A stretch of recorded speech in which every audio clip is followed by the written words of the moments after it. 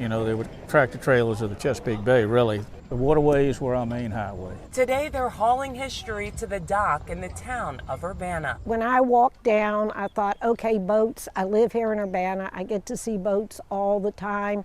And then I was wowed by so many buyboats. Bay Bulletin traveled to the northern neck of Virginia to see what some call the forgotten workboat.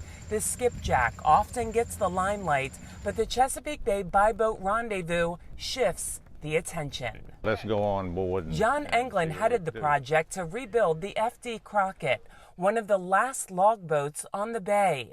Originally built in 1924, it's now owned by the Deltaville Maritime Museum. This deck area would have been commonly used for hauling freight.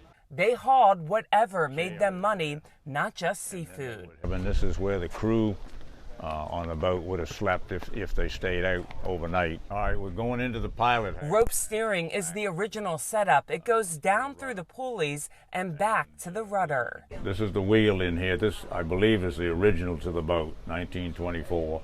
It's all black walnut, and you'd shove it into forward gear, back into neutral, reverse.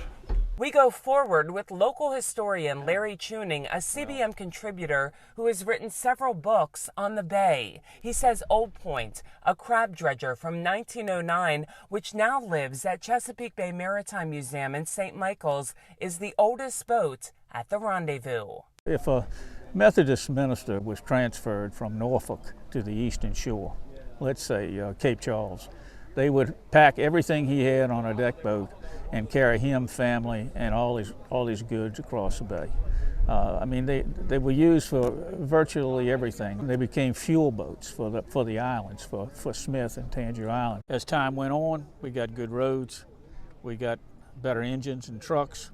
The freight business went away, but the seafood end of it held up. Larry Tuning tells us there were about 5,000 to 6,000 buyboats working on the bay in their heyday about 100 years ago.